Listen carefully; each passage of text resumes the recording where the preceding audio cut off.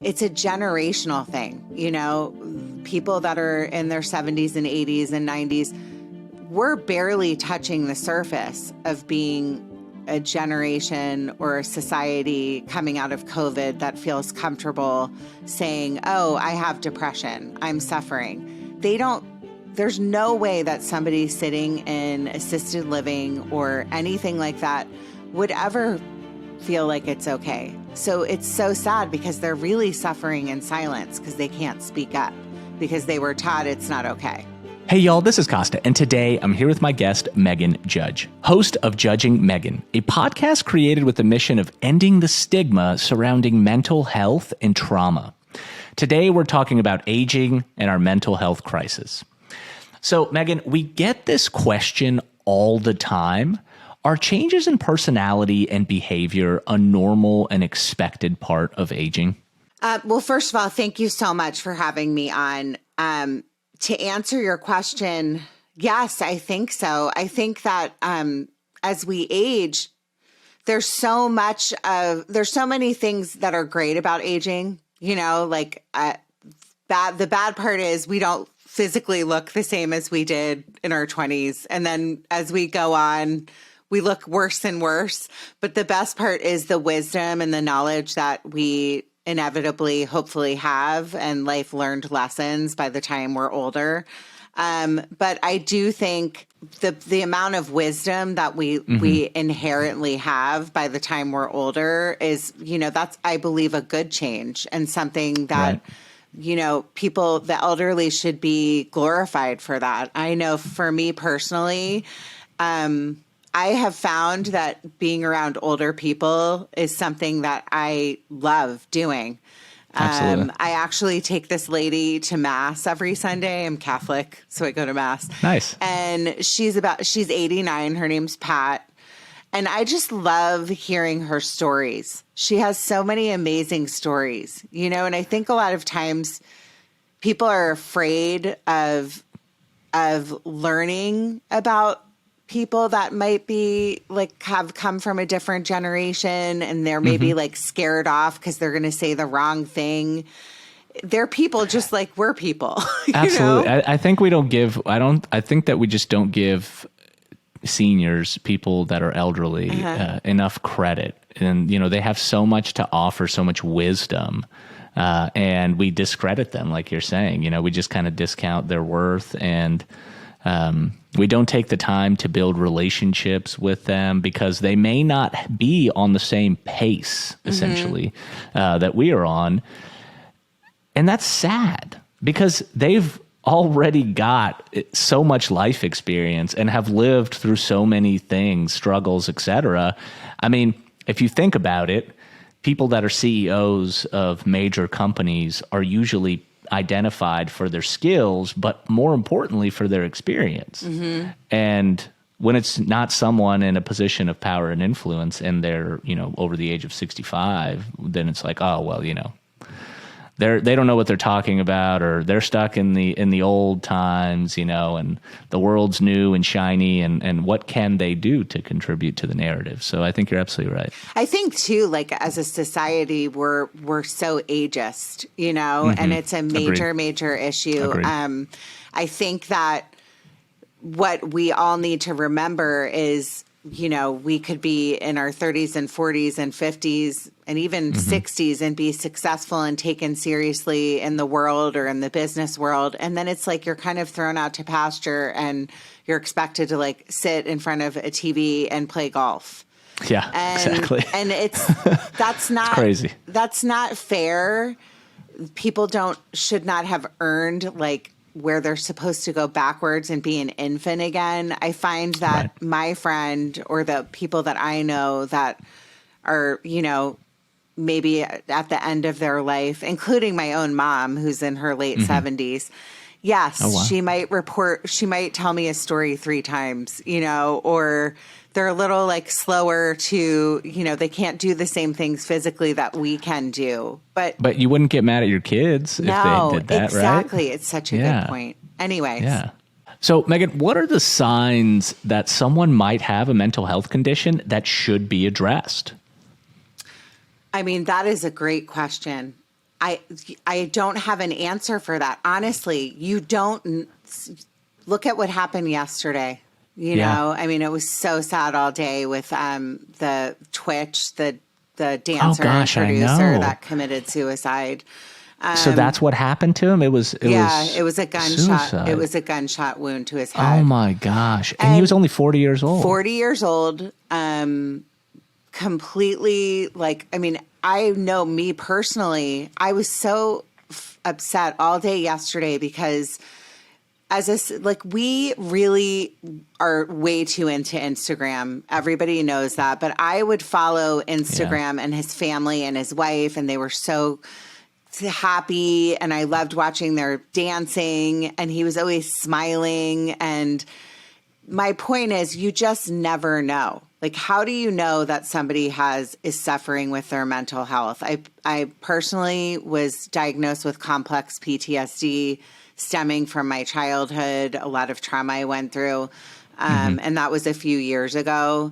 And if I didn't tell you, you would probably have never known, because I did. I don't anymore. I'm very honest. And that's part of why I started my podcast. But I hid behind jokes and humor. And I was always kind of the life of the party.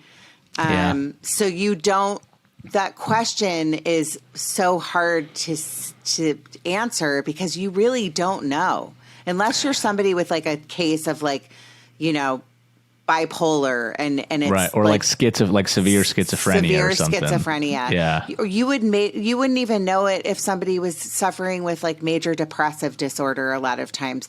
So there's really no answer to that. It's kind of like if you the sports analogy of playing through an injury. Say you hurt your shoulder, right? And my nephew happens to be a football player. Okay. And he plays for TCU, actually. So they're going to the playoffs. Wow. Yeah. So I'm congratulations super to him. Yeah. Johnny Hodges. I love him. Anyway, so he hurt his shoulder and he was still playing through. And nobody would have known it because he was sitting there still tackling people and doing his job.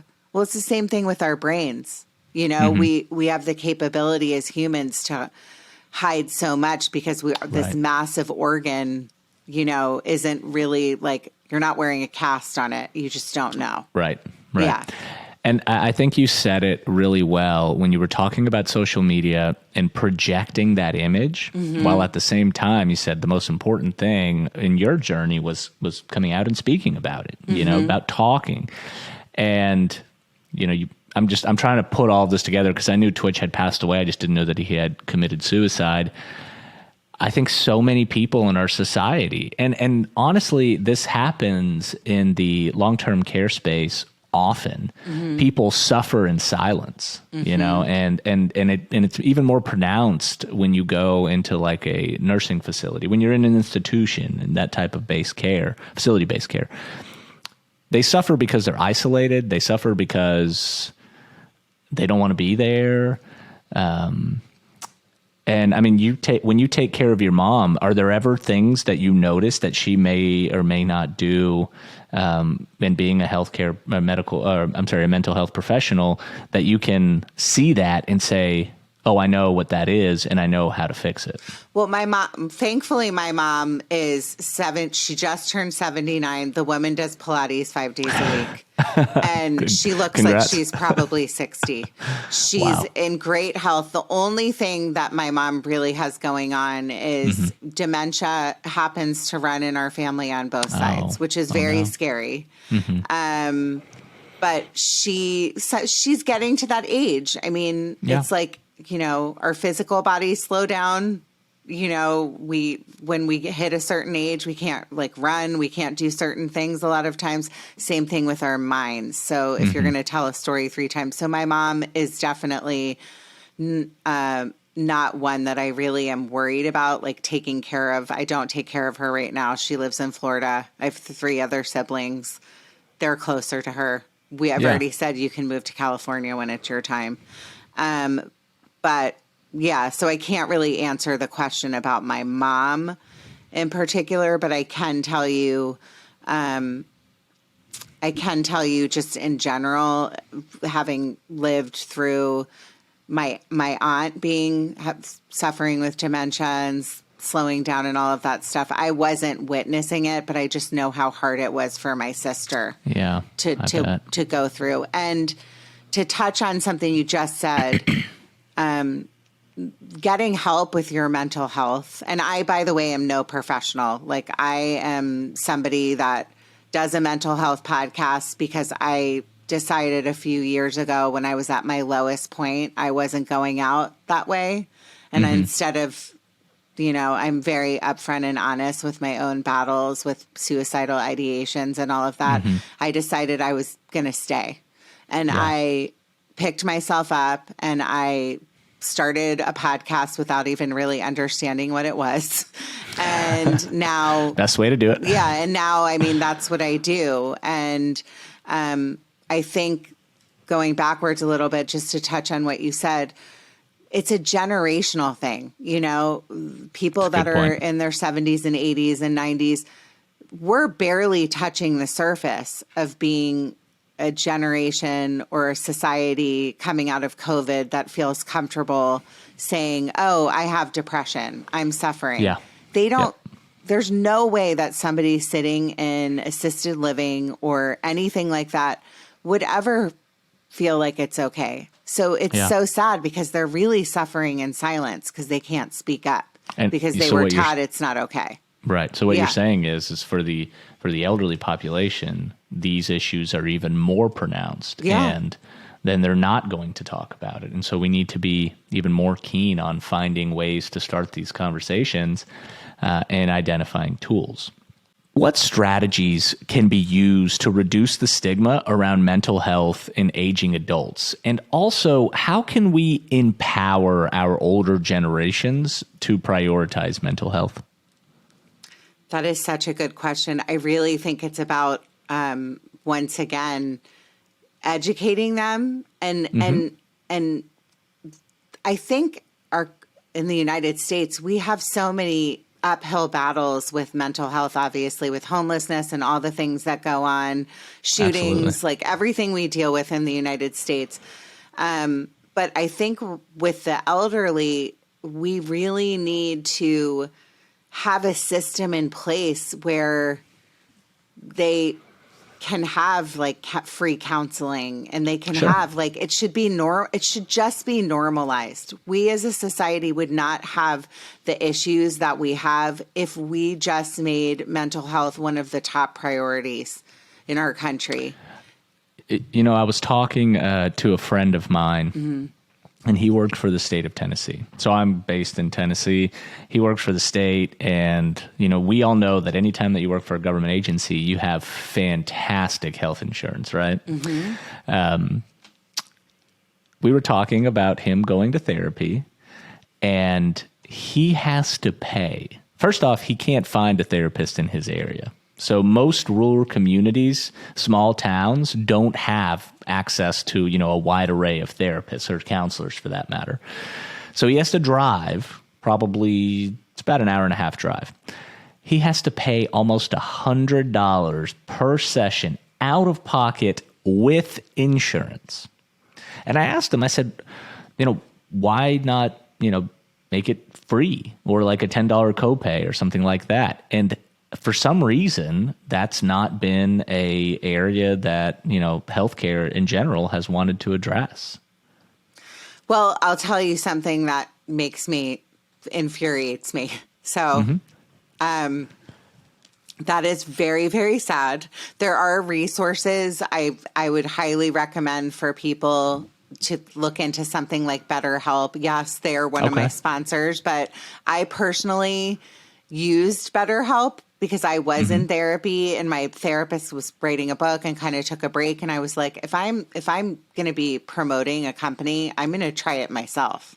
Sure. So that would be a great resource for people across the country that don't have access and are in rural communities. But I also think I 100% understand what he and so many people in this country are going through. I worked in corporate America for 15 years of my life. I had started having massive panic attacks. I could not work anymore. This was like going right into 2020. And now I'm an independent podcast. Like that's my job. That's what I do. Yeah. And is it the pressure? What was it? The pressure? Yeah, like saying? what was it? Because I've heard that story before, and it's very often like, what about that environment? And you don't have to go into too much detail if you don't want to. No, but I'm very open about it. So I just went through. I was basically at a boiling point with all the trauma from my childhood, pushing it down. I went through this really bad friend breakup. Very long story. So I felt at the time this was going into 2020, extremely isolated, upset, depressed. And then I always kind of had suffered with panic attacks, but it was at a boiling point where I was having such bad panic attacks that I would wake up at night and thought I was dying. Oh, wow. I think the culmination of everything and then having the pressure, I was a female in sales. I was always looked upon as a number. I'm somebody that when I was in corporate America and sales, I was always pushing myself to be the best, kind of an overachiever. And then I know the feeling. Yeah. And then I just, I think that we're just pushed to our limits, and people push. It's all about money and consumerism. And it's not about it's kind of like a facade where we're all just like obsessed with materialism and all these things. And then it's really blocking out what's really important, which is obviously getting help and mental health. And then just to piggyback on one other thing I said was when I ended up leaving my job due to COVID and everything else, the panic attacks, I then had to pay my insurance for my family was $1,600 a month. I had always been in a corporate job where I had perfect insurance. So think about all the people that maybe don't qualify for, insurance, and they make over a certain amount. So they have to pay. It doesn't make any sense. It makes zero it really sense. Doesn't. A lot of the issues that I think everybody experiences some type of PTSD or trauma, whether it's mild or severe. I think everybody does.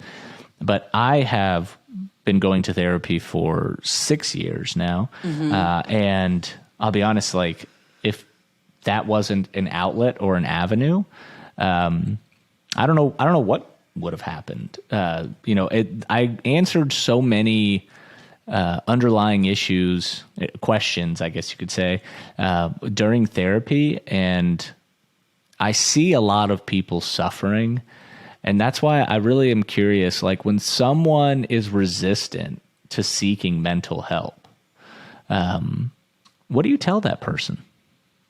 Well, number one, I always tell my listeners or people that, I think because I've been doing this a little while, people just assume I'm a good resource. I don't know why, but anyway, I say that finding the right therapist, and I'm sure you can agree with this, is like going on a blind date, or I never did the dating where the online dating, but it's kind of like doing your research, going on these bad dates to find the good person that you want to date. It's the same thing with therapy, right? You might have to interview a couple therapists, go to a couple sessions to find the right one. I think that I went through that personally, where for years I had kind of been in and out of therapy. And then I happened to find this amazing therapist, and I was able to not only put in the work and do the work, because you have to, if you're just going to do phone-ins and be no, everything's fine. And it is hard. Some days I'm sure you can relate to this. You dread going to therapy. You're I have nothing to talk about. I'm fine today. Yes. But then you leave 100%. And you're oh, I didn't realize I had to talk about that. Yeah. Right. And, so my therapist always hands out, he always gives handouts, Tango, ABC, stuff like that. And he's always saying, now listen, you need to actually read this and try this. Don't come back and just, put it in with all the other papers that you have. And you're absolutely right. You have to do the work if you want to improve. And I'm always too, like, just to give you like a pat on the shoulder a little bit, even though we just met, for men to be like, I'm going into therapy, I'm doing therapy. It's so frowned upon, like good point. For men in general, Yes. like they feel Yes. like, oh, I'm strong, I can get through this. Whereas the highest suicide rates are men. So women are taught from a young age, like, we're chatters. We love to talk about with our girlfriends or our friends, like, can't believe my boyfriend did this. I get blah, blah, blah. And men really just like are taught to like hold things in. And then don't get me started on the African-American Black community that is, I've done an episode. Very hesitant. They just won't. They won't. Yeah. They're taught to hold it all in. Yeah. Well, I'll tell you, there's a good documentary called "The Mask We Wear," or it's about young boys and teenage boys. It's on Prime Video, I believe. Anyway, long story short, it discusses primarily how boys are raised to, you can't cry in public. If you're 10 years old and you're crying in public, your parents, your friends, all of society thinks there's something wrong with you. So you bottle up all of this emotion, right? And it eats away at you unless you're able to express yourself. And so I've got 4 kids, and 2 of them are boys. One's our oldest, 8 years old, and the other one is 4. He's about to be 5 in April. Okay. And I almost go out of my way to try to make them feel comfortable when they're just trying to be themselves. So if you want to cry, go ahead and cry. And it's just because, like, a lot of the issues that I have was similar to what you were saying earlier about my dad was, hey, you got to be the best. You got to be an overachiever. If things are hard, don't show any emotion, just push through it. And so you hold yourself to this incredibly difficult standard. And it's very difficult it's almost impossible to reach it. Nobody's perfect, but you hold yourself to that perfect standard, and it eats away, I think, a lot of times at your self-confidence. And you develop other problems because of it. So 100%. Yeah. I think that's great. I think the more men that teach their young boys to be themselves and talk about their problems, I mean, that's the work that we have to do. Again, if we can't get people into therapy, we have a job as parents. I have 2 young girls, and it's really important to me that I got my older daughter, who is in her tweenhood, she's about to be 13, into therapy right away, because I think that what these kids have to go through right now with just so much like TikTok, like social media, it just never ends. I'm like terrified with my kids turning 13. I'm you already should be. terrified. I mean, I'm just like, they have iPads that, they play 45 minutes a day. But they're playing Roblox right now. Yeah, it's like I have an 8-year-old, and she's into that. I let my kids, I do allow them on social media. It's impossible. I was talking to a mom the other day. She was like, and it's a parent of an 8-year-old, a good friend of mine in my daughter's class. And she's like, oh, I'm not allowing my daughter to have a phone. And I go, okay, I said the same thing. But when every single 12-year-old in the 7th grade class has a phone, and your daughter is the one kid that doesn't have a phone, right, you start to go, what do I do? Yeah. Well, you almost do more harm than good. Yeah. So, in your opinion, what's the greatest mental health threat to seniors and our aging population today? I think it goes back to what we talked about a little while ago. Isolation, 100%. Not, an interesting story is, a lot of people that are of retirement age now, I'm sure you know this, don't want to retire. Do you know this? Yes. Okay. And it's because they know, because they are now going, well, I see my friends and all they do is like sit in front of a TV. They don't take care of their mental health goes along with their gut health, goes along with their physical fitness, right? So a lot of them just kind of give up, and it's all connected. So I think the isolation piece of it is self-isolation. I mean, my mom is 79 years old. I hate to pick on my poor mom, but I adore her. And I just told you she does Pilates 5 days a week. It's amazing. She goes out with her friends for like a margarita night. She is very socially active. Like she's always, chatting with friends and going to coffee and doing things. But she also still works, and she's 79. She works like 1 day a week in a store. It's amazing. And I'm like, Mom, why are you still working? And she goes, Meghan, it's really good for me. It helps me. Like I have to do the register and like check people out. And it sounds really funny, but she and not to mention the fact that she volunteers in a hospital once a week too.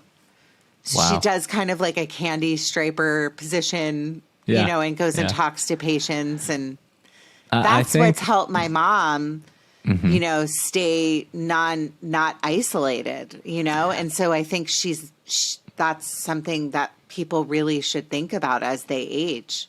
Right. Yeah.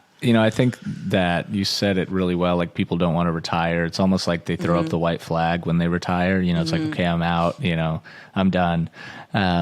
But what they don't realize is that retirement, as long as they follow kind of a similar pattern where they don't isolate themselves, a lot of times, especially if someone gets injured, or let's just say like they have a traumatic medical event, like maybe a stroke or a heart attack or something like that, and it changes their life significantly. They're like, I can't face everybody. I can't face my friends. I can't face my people that I know in the community because I'm different now. Before I could walk, with a steady gait, no problem. But now maybe because I have some maybe some issue, I was paralyzed on the left side or something like that. I look different. I feel different. I am different. And so whether or not people will accept me, I don't know. I'd rather just not fool with it altogether. And I see that a lot because when I talk to family members of some of the individuals that receive care within my agency, and they tell me how different they were prior to their disability. And I think to myself, what if that individual talked to a therapist and was able to sort of connect the dots between why they feel the way that they do now and how their perception of their disability is affecting them? So for what that's worth. No, I think it's a great point. I mean, it's like an Olympian training and hurting themselves, and then they think their life is over. Yeah. And it's about, they're still young enough that they can pick themselves up and go on. A lot of aging is about ego, right? Yeah. Yep. And so if somebody in their senior years, like let's say, takes a fall, well, they have to do the physical therapy to get themselves well. But a lot of times I think they just give up. Yeah. And that again is connected with the mental health piece. Absolutely. Yeah. And your mom does not go to therapy, right? My mom is of the generation that and my mom actually was on my podcast and has been through more trauma than probably most people could ever imagine. And she should have been in therapy, but she has never been in therapy. How do you support her and her decision to choose to not go to therapy? I mean, that's the thing. You can only encourage somebody so much, to do the work. A lot of times people, it's like teaching an old dog new tricks. And I hate to say old dog, but if they don't want to try and learn the trick or do the work, they're just not going to do it. And my mom's one of those people. She is kind of set in her ways. She knows she's been through stuff. She's very spiritual. She is a great person, but she kind of has gotten to the point where she's like, well, it is what it is. Like, this trauma, this stuff happened to me, and it is what it is. Yeah. Whereas I know she suffers and, is in pain, but at least she's doing the best she can with what she has. Yeah. Yeah. It's really interesting when you talk about different generations. And again, another conversation that I have very often with people in the healthcare industry is it's hard to change people. And so it's almost like you adapt a system for a specific generation, and then you adapt it, and then you completely adapt, and then you completely change your adaptation for a different generation. And so our healthcare system caters to the senior population one way, caters to the millennial Gen Z population a different way.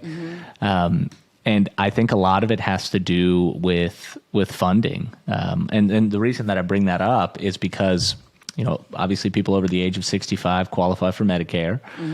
And Medicare pays 80% of physical ailments. So like the claims that say, for example, if you have, if you get hip surgery or something, Medicare will pay for 80%. For mental health treatment, they will only pay 50%. So you can see where they place value. But I'm curious, where, and in your experience, where do people go to seek mental health care if they don't have a lot of money? Okay, that's a great question. A lot of times schools offer free mental, so if it's a therapist in training, so colleges, like local community colleges even, or local, if you live near a major university, they have people that are, in their, getting their, they're in their final year and they have to do cases, and they have that free service. So people can reach out that way. I mentioned earlier, BetterHelp it does cost money. But I don't feel like it's too expensive. I think they have a coupon code you can use for the first month. And so there are so many new resources coming out for, I think, especially from COVID. Wow. There's such a focus now on mental health. I'm sure that people understand that and are learning that as time goes on, and it'll get better. How much is the BetterHelp? Is it a subscription, or do you pay per session? It's a monthly subscription. Okay. And I can't remember exactly how much it is because I haven't been doing it for the past 3 months probably, but you pay a monthly fee. So say it's $180 for the month or something like that. And then it might be less than that for a month. And you can use my code, by the way, and you'll get a discount. Your code is? Judging Meghan, MEGHAN. So you can get the discount. I can't remember what the actual discount is, and that's great on my part that I don't even know. But yes, you can try that code and get a discount for your first month. I love it. Yeah. So before we wrap up, I want to ask you about COVID because it is a constant theme that's come up where, people essentially either got laid off or they went to go work from home. And so they spent a lot of time with themselves, their families, and one of the statistics that I've read recently is that a lot of addiction issues have risen tremendously during the pandemic because people were using some type of substance to cope. What was your experience like whenever COVID hit and you had this fast-paced job and you had all these goals and expectations, and then it's go home and, stay safe? What was that like for you? I think it was a very scary time and very humbling for everybody, not just me. I think that we as a society, never really realized that we would be placed in a position in the year 2020 where we had to wear a mask and be in self-isolation like that, or family isolation. And I think a lot of people turn to alcohol, pills, that's why our addiction issues are so horrific right now. For me personally, I just, I got through it the best way that I was equipped to get through it, like everyone else. And in some ways, I sometimes think that COVID, I know this sounds insane, was a blessing, because slowed the world down. Yeah, it slowed everybody down. I think until it got political and people went crazy over it. In the very beginning part of COVID, I think people started to really look at themselves, and after drinking at 3:00 in the afternoon and kind of going on, they looked at themselves and went life is short. Yeah. This is kind of scary. How am I going to go on? And people came out of it different forever. However it touched you. I think we're, as a society as a whole, I think is operating, it's functioning completely different, which that's also in and of itself traumatic for people, because, as human beings, we accept change, but we don't always like change. And, in literally 3 years, the world has been turned upside down. And as much as everybody wants to, talk about the before times and that we're almost back to the before times, I don't think we're ever going to be back. No. The world's a different place. And so I think now more than ever, people need therapy to better understand. And I want to touch on one more thing. You were talking about addiction issues and addiction rising during the pandemic. And I'll be honest, the same exact facet applies to people that are elderly and physically disabled. There are, I don't know the exact percentage, but there are very high levels of elderly individuals taking opioids, that are prescribed opioids, that are prescribed various other psychoactive drugs.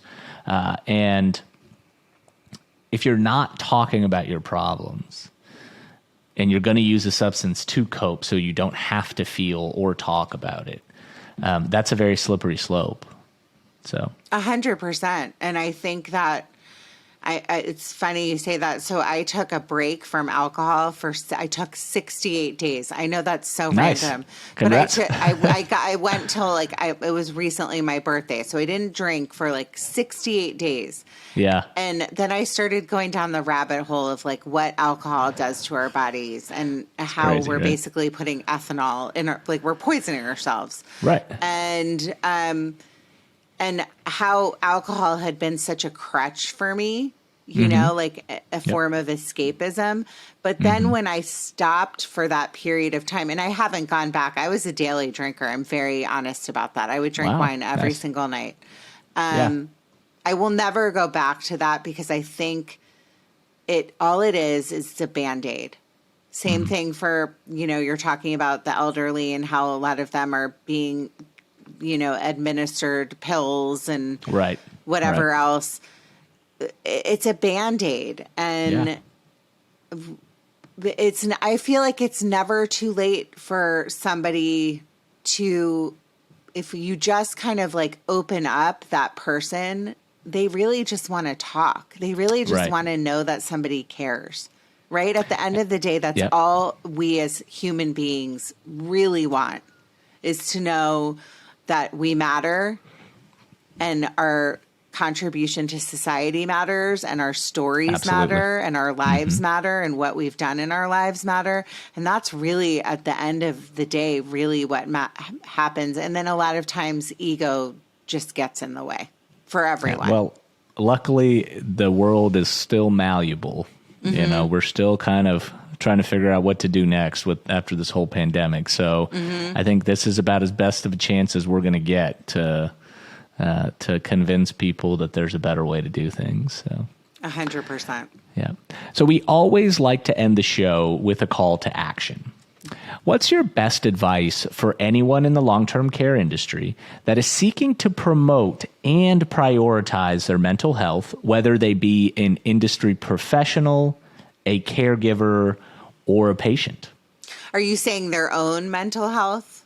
Yes. Well, I would say you can't really seek out it. You can't really administer advice and help other people unless you help yourself. Like the old saying of nobody's ever going to love you if you don't love yourself, right? Yeah, that's correct. So it's the same thing.